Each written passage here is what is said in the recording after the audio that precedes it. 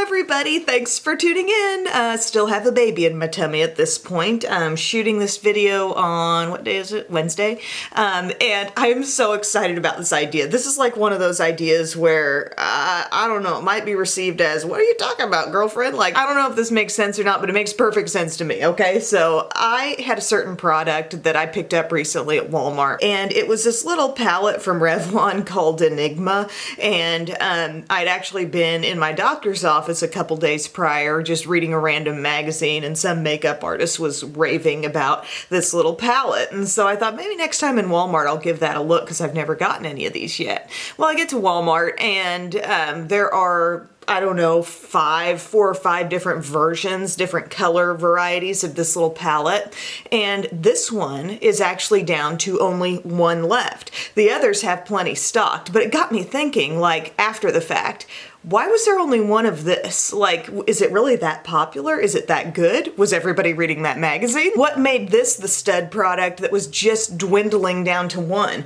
And so then I started thinking, wouldn't it be fun to put together like a full face of situations where the stock is so low on these certain products, and maybe kind of try to make a determination as to why that might be. And I know that my local Walmart here in rural Southern Illinois is just a teensy cross section of the world, but it might be something you're interested to at least pay attention to maybe next time you're shopping, seeing what things are running low and what things may be popular where you live. To me, it's absolutely fascinating. And then I tried to put an added twist on this and pick up a full face of products that were in that circumstance that I had not yet tried before, because there were some things where I was like, oh, that's running really low, but I know all about that product, you know? Sometimes I even wonder if like something I recommended, because I do know I have somewhat of a local audience here for my channel, people who knew me from the news and this and that. And there are some times where I see something I've raved about and it's like gone or running really low. May actually have nothing to do with me, but it's just like something I noticed. But whatever the case may be, I've got a random selection of different Walmart makeup products that seem to be pretty popular in my local store. I'm gonna put together a full face and see what we think of it, okay? I think this is so fun. And this is really kind of gonna blindside me with most of this stuff. There are 1 or 2 things here that are kind of like, oh, I haven't used it in a while, let's give it a second chance kind of product. But a lot of this, for this particular video, I really wanted to give you just my own first take on this stuff. So primer-wise, I looked around at lots of different primers, and I noticed that this Sheer Envy Perfecting Primer from Hard Candy that claims to minimize lines and pores for a smooth finish, this was the last one of that. And the tube looks a little rough, like somebody maybe got nail polish or something on there, but it was still all sealed. It did come with a seal, so that's nice. It looks like kind of a thick, cloudy gel. Let's see what it feels like. It has kind of a smooth, sort of silicone-y feel. And I've already moisturized and sunscreened. I'm really liking the way this feels going across the skin. Very, very smoothing. It may be doing a little something there as far as pores around my nose. That's always the place on my face where I can see the most. How about lines like on the forehead? Not so sure that's done anything there, but hopefully it will just make my foundation go on wonderfully. The foundation situation, now getting it home, I'm kind of like, I think this has been repackaged. I think this is something I've used before. CoverGirl Outlast All Day, yes, Stay Fabulous. I have used that before when it was packaged and had some kind of like turquoisey details on the bottle. You guys remember this? Well, they've made it look new again, and it has been a really long time since I've used that. Definitely not something I even have in my collection anymore. 3-in-1 foundation, SPF 20. I got it in the shade Creamy Natural, and it was an odd thing that they did. Like, I think I got the last Creamy Natural, but then they took another shade and kind of like spread it out further across this whole empty zone to make it not look so empty, but they need to restock this stuff. Lasting power of a primer, coverage of a concealer, and blendability of a foundation all in one. All day flawless coverage. And today's activity, friends, I'm going to a field trip, a PreK field trip at the pumpkin patch. So woohoo! I think maybe I should have shaken that up. That is runny. There are gonna be a few of these face products where it's like, we're gonna take a walk down memory lane for a second. Okay, shaking may have helped a little bit. We'll just dab some of this around. From what I remember, like, I did like this foundation. I remember it being really good staying power. I may have used it some, like, let's say back when I was on the news. Like, it's been that long. Then I'm gonna use my little technique from my makeup tips video, which I have gotten so much lovely feedback from you guys on the unusual makeup tips video. People saying they've tried different things, different staying power hacks and whatnot from there, and then it's worked really well, and I love that. And this was one of the things with foundation, oops, excuse me, they said blend it out sort of with a stipple brush and then kind of smooth over everything with a beauty blender. I feel like I applied plenty of the foundation. It was very liquidy. The coverage looks really quite nice. I will say kind of across the board, foundation seemed to be something in my store that was very well stocked. I mean, it seemed like they had a lot of most every different kind. There wasn't any glaringly low one, with the exception of this, where it was like they tried to spread out one shade to make it look a little more, I don't know, fully there. But here we go, that looks nice. It does look matte, I will say, on my skin. There was a definite thinness to the consistency, and even already as I touch my skin, it doesn't feel too like sticky or anything. Concealer was a situation where there were a couple that looked kind of low. One of them was the Milani Conceal and Perfect, which I've already used that stuff, so I didn't want to go back. But that one was down to like one of every shade. Also, the Maybelline Age Rewind, probably the most popular one I could tell in the store, like across the board. That is such an OG concealer. And then the next lowest was probably the Maybelline Fit Me, and so I thought, gosh, I've used all these before, but it's been a long while since I've used Maybelline Fit Me concealer, so I thought I'll try that again. I promise after powder we're gonna reach a point here where I have had absolutely no experience with some of this stuff. But I remember this being like a super basic concealer. I think it was Marlena from Makeup Geek who had always said this stuff was really good, and I remember kind of coming away thinking, well, I need a little more coverage, so I think I may also implement the trick where I let this sit just a little bit and see if I get any better coverage than I remember. I don't know. But I've got the shade Fair in this stuff, so we'll see. I'm rocking the combo of pumpkin spice coffee and pumpkin spice creamer right now. It's really good. Oh, you know, another pumpkin spice thing I got recently from Aldi, they had pumpkin spice cream cheese. Anything else pumpkin spice? Oh, I got those pumpkin pie Kit Kat bars. Not sure how I feel about those. I mean, accurate to the taste of what pumpkin pie should taste like it's that flavor for sure, but I really don't find it as satisfying as just a good old milk chocolate Kit Kat. So here's what you do. You put on the concealer, you talk about everything pumpkin spice you've used lately, and then by that point, maybe it'll be ready to blend. That's way more fun than setting a timer, isn't it? Okay, so I'm just using my beauty blender here. The benefit to this concealer is that it will be just like a lightweight, it's kind of a fluid sort of consistency. It reminds me a little bit of like L'Oreal's Pro Glow concealer. That's actually packaged very similarly to that as well. But just, it's a lightweight product. I don't feel like it's carrying tons of coverage. I still feel like I'm seeing a little darkness there. But what I was trying to say was I think the benefit is that maybe it won't look super heavy as the day wears on, but letting it sit there may have helped it just a little bit. Now let's move on to powders.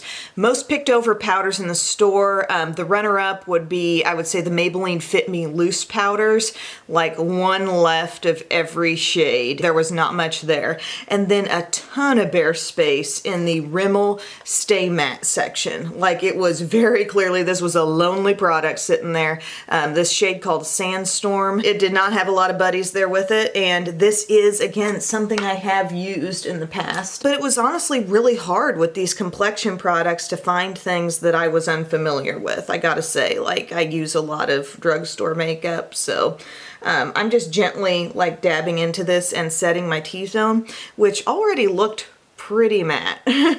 So I don't think I really need to go hog wild with this today. But anyway, I just felt like this was so obviously the most popular.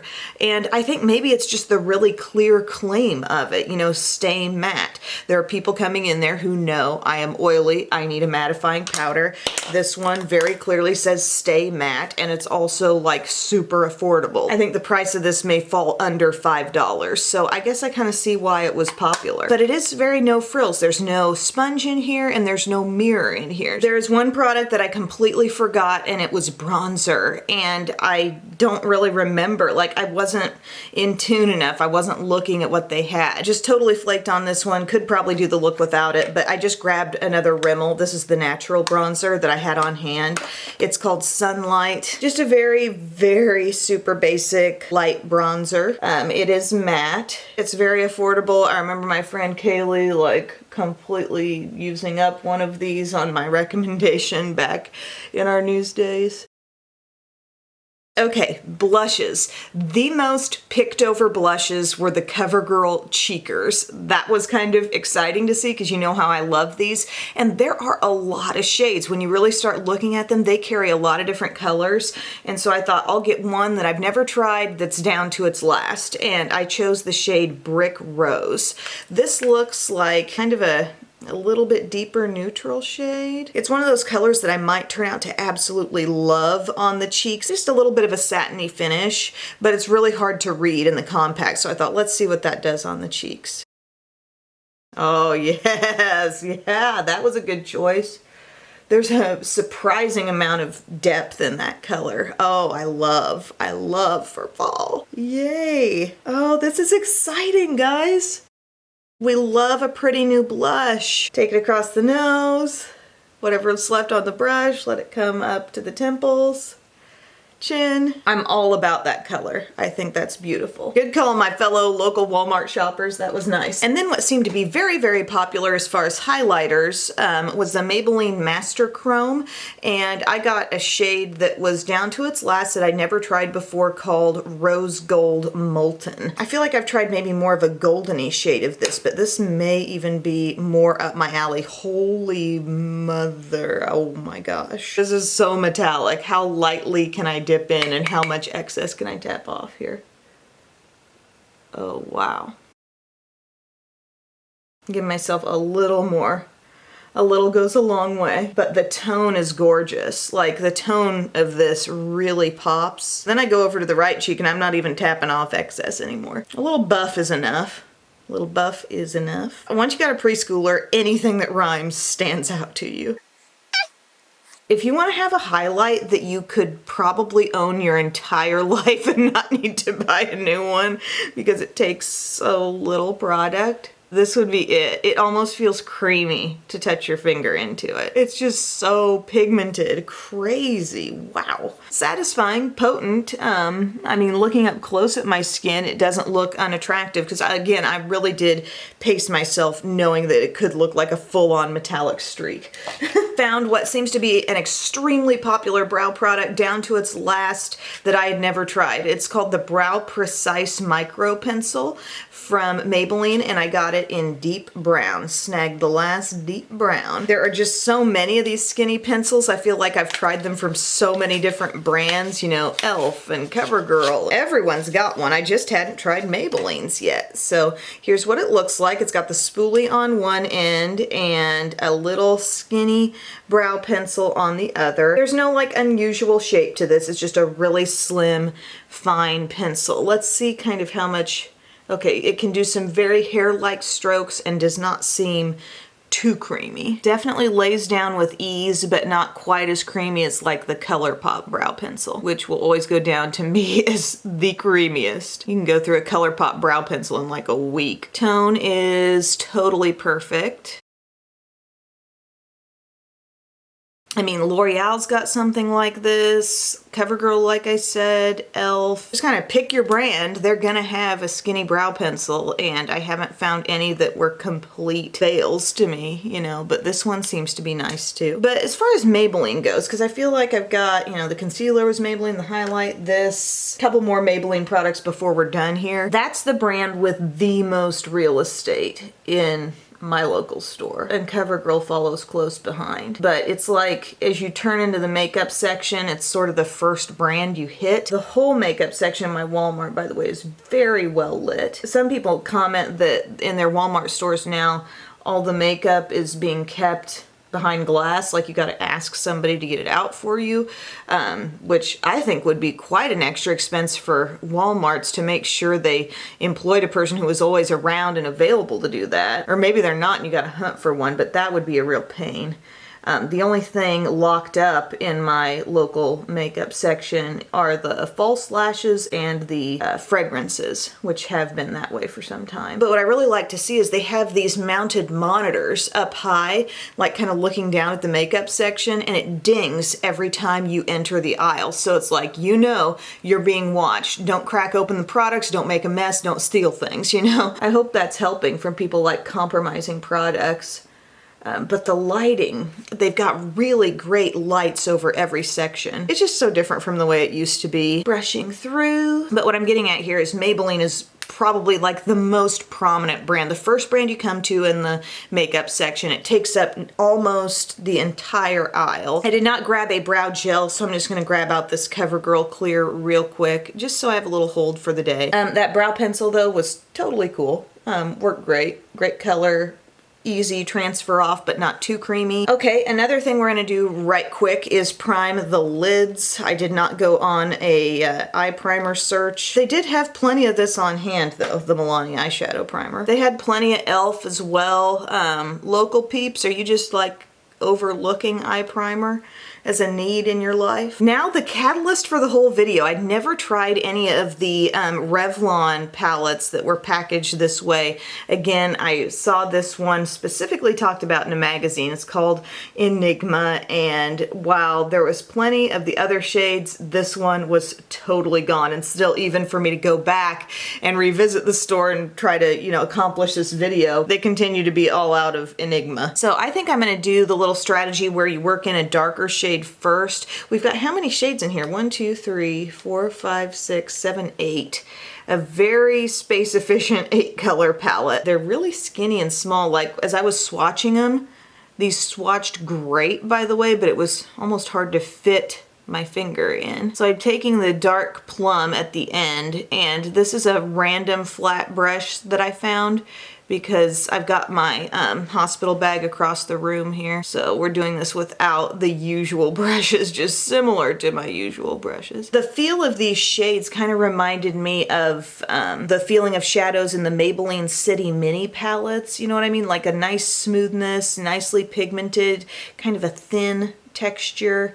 CoverGirl also in their little palettes. Well, they're not teeny tiny. I'm not talking about their quads, but you know, the ones that are like the peach one and the chocolates one, the texture of shades in there is generally pretty smooth and pigmented and nice. And it's like this is Revlon's answer to that. Very similar. Next, this is my Wayne Goss number 18 brush. And it's sort of similar to the shape of my Sigma E25 that I'm too glued to that thing, guys. I'll admit it. But this is kind of like that shape, but comes up to a little bit more of like a little taper there toward the tip. With no additional product, I'm just kind of helping that plummy shade move a little more. Then I want to go to, let's go to this berry. There's kind of a metallic berry right here. Not everything's metallic. Here we got several mattes, but I'll kind of let that be our crease. People like their plums, I guess. That's why people went for this one. It's funny how it was so blatantly above all other options. Like this was the picked over one. Are you ever like that when you see like different food items or clothing items where it's like, oh, clearly that was the popular one and maybe there's just one left or it's running really low? Are you ever inspired to go after that because your fellow shoppers have sort of told you, hey, this is the one to get? They've told you without really telling you, you know? This is a little Milani blending brush. Just using that over my outer edge. And I'll pick up, let's see, this little creamy shade at the end is matte. We'll use that as a bit of a highlight. I kind of want to layer up a little bit of this really pretty reddish color right here and maybe add some of that to our lid situation. That has a really pretty intensity, kind of a raspberry color. Again, the brush slots are small, but the borders between shades, the physical like little black lines between the shades, come up high enough to sort of keep your brush out of the other colors as you dip in. And then I've got this Precision Firm Blender from Sigma. This is the E42. And to me, this seems like the closest thing Sigma has put out to like the Morphe M506 that I often use in the outer corner. So I'm gonna take this to that plum, because I feel like I want to go just a little richer out there. I should have just picked up whatever seemed to be the most popular set of Real Techniques or Eco Tools and just, you get what you get and you don't throw a fit, you know, for the sake of the video, but I didn't think about brushes. By the way, my 5-year-old told me yesterday, you get what you get and you don't throw a fit. Okay, I'm just buffing over that now. Got even more depth. That shade just builds up so easily and it's really easy to blend. Now we've got to know what this is all about.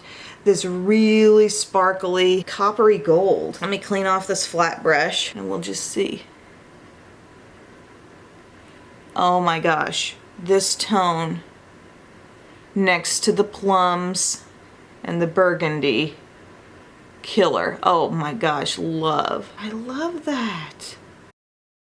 Yes, I love how that's kind of fading into my little hint of raspberry and plum. It's doing all right without being wet down. Wetting your brush might be the fast track to impact from this color, but that is so pretty.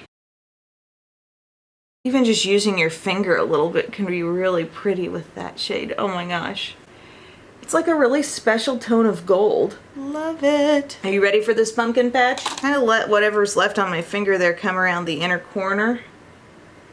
It's a little deeper than most inner corner highlights I might use, but that's pretty. And then I think I'll go back to this color right here, the third one.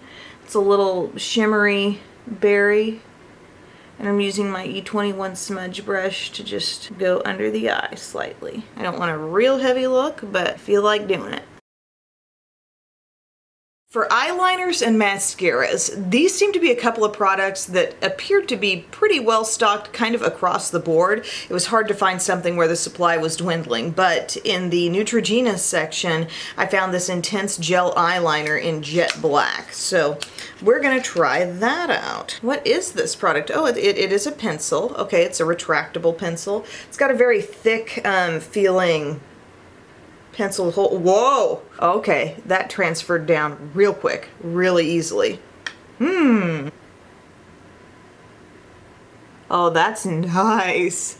That is one heck of a pencil. Oh man, you can just dab it. You can like dot this on. Cool. Wonder what the staying power is going to be like because I'm going in. It's gonna be a sunny day at the pumpkin patch. Can you handle my squinting? It's just crazy how I'm applying like the lightest pressure ever. Cool, what if we take this for a little like tight lining experience here? Literally like the easiest pencil to transfer onto skin. I don't know, I've been overlooking it. A lot of other people haven't, but I have. Now, does this set?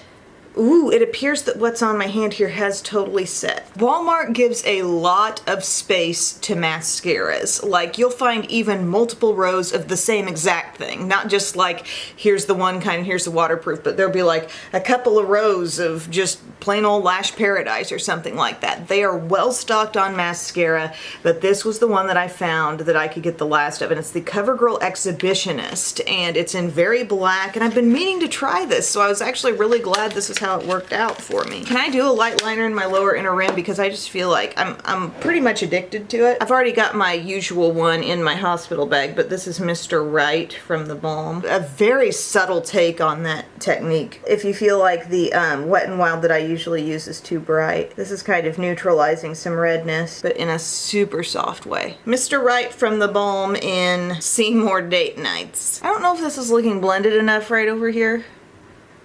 Like, do I have kind of a dark patch? There's my eye crease just like suddenly taking on a new shape. I don't know. I'm fine with it. Grab my lash curler here. This happens to be Laura Mercier, not Tweezerman Pro Curl. Again, it's in my hospital bag. And our Exhibitionist Mascara. Ooh, it's kind of a very subtle hourglass shape. Please be good. Is it kind of a drier formula? It's not depositing on as much as I expected it would. It's separating. It's not clumping at all. There we go, coat number 2. Ooh.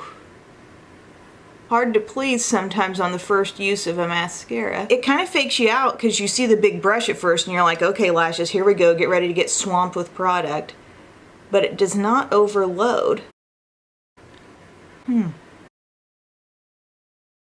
it builds on itself pretty well. As you can see, I've come back here to the right eye again just to see. And I think I'm going to continue definitely using this one. You feel like you've got a good amount of control with it. You feel like you can go to your lashes and they're not immediately like just loaded with product or gooped together. Oh my gosh, guys, I could not be loving One Tree Hill more. I'm so enjoying it. We just got to the part in season 2 where Maria Menounos comes along. I'm happy for Keith and all. I just hope he doesn't get his heart broken.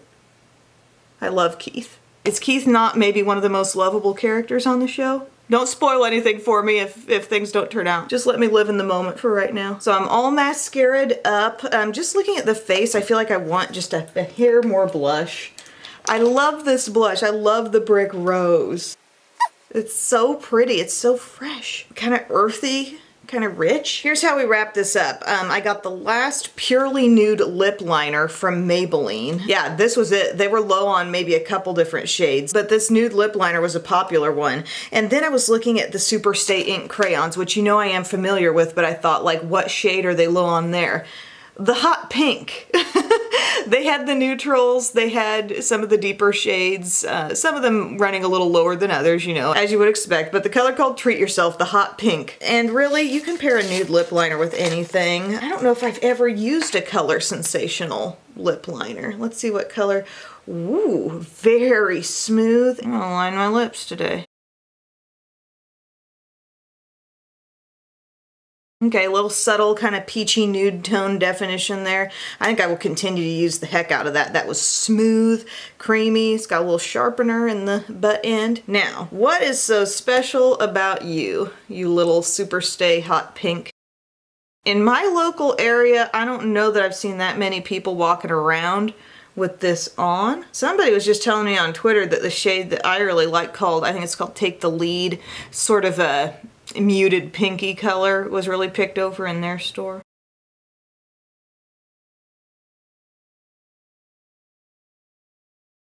Do I need to be rocking some hot pink lips a little more often? This just brought this face to life. Wow. And you know, if you watched my products that deliver on their claims, do what they say they're going to do video, I love this formula. I think ink crayon, you know, it goes on sort of thin, it sets, it's like super long wearing, but here I am and I've got my leopard on, I got my hot pink lip, and I'm just, you know, ready to tackle the day. That is so interesting that that of all colors was the one down to its last shade. Well, my friends, this was a fun little experiment here to kind of see like what the most popular things in my local store really were, what things had been picked over the most, and how it all went. This primer I thought was fine, actually. It was very smoothing, I think had a little effect on pores. We'll see how staying power is and maybe if this was a factor in that, but I think the CoverGirl Outlast is going to last me really well. If my memory serves me correctly, this had been a very long wearing foundation on me. And I think maybe shoppers are just drawn to a really simple, easy to decipher claim, you know, like they see Outlast all day. Okay, I want it to last all day. Stay matte. Boom. Like it tells you what it is. If you're just browsing a store, you know, those kinds of names sort of grab you, I think. I know the Stay Matte powder's fine. It's been around forever. Assuming you don't go overboard, I think whenever my skin has a little extra setting powder around the T-zone, everything just goes better for the day. Just in all areas of my life, I just, you know, need that. This concealer, I'm still feeling meh about. Like, I think I could have had more coverage here. I'm coming off of using my like Revolution Conceal and Hydrate quite a bit, and that gives me, I think, a lot more satisfying coverage. So I do love the Brick Rose blush. Oh my gosh, get you some of that shade. The Master Chrome in the Rose Gold Molten was intense but beautiful. I mean, it's giving me a glow to my skin that I think I really needed with that matte foundation and powder. But the Cheekers blush in this shade that I'd never used is a real hit from the video. I love this color scheme here in the Enigma palette. I like the plums paired with the kind of goldeny shades. Like, that's so beautiful. Also the addition of like a raspberry color in here, and then some real softness that we didn't even dive into too much at the bottom part of the palette. So really pleased with that texture. I hope it lasts well today. Nothing wrong with Brow Precise from Maybelline. It's just a lot like other things things that are out there, so just sort of take your pick on skinny brow pencils. I would say products like that are reinforcing the thought that you probably don't need to spend a high-end price tag on like a Brow Wiz from Anastasia. Really surprised by the softness of this gel eyeliner. I hope this keeps its nice black intensity all day because it was so easy to put on, and you could literally just take your pencil and dot it with light pressure and you got full color. The Exhibitionist Mascara, this is definitely going to continue to get used in my collection better than I expected it would be, really. This nude lip liner went on absolutely smooth as silk on unprepped lips, like I didn't even have a balm on and my lips were semi-dry, and it went on great. Super workable shade. I see why it was so popular. And this hot pink lip, I mean, why not? There's a color that I just don't wear enough out and about, and this is going to be on my lips all day today. So thank you guys so much for your time today. Give this video a thumbs up if you liked my quirky, unusual idea. Thumbs up on the videos do really help a channel's exposure across YouTube in terms of getting recommended to other people. So it might seem like just a goofy little like, why do I need to give a thumbs up type deal? But I see the amount of views I get, and if more of my viewers could thumbs up my videos, if you're a regular watcher and you could go ahead and do that, that would be awesome. Because just in doing that, you are making an impact on my channel's visibility to other people out there who may not know about Beauty Broadcast and have never heard of me before. So thank you so much in advance. Have a great day, and I will see you again soon.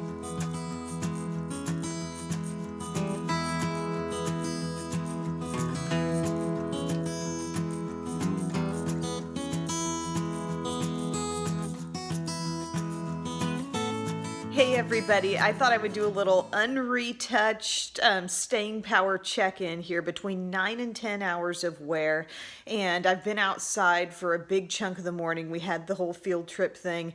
It was very windy and very like dusty out there, so it did irritate my eyes a little bit, and I rubbed a little bit in here, and so I can tell that some of the eyeliner has sort of broken down a bit in the tear duct area, but has remained really intense along the lash line.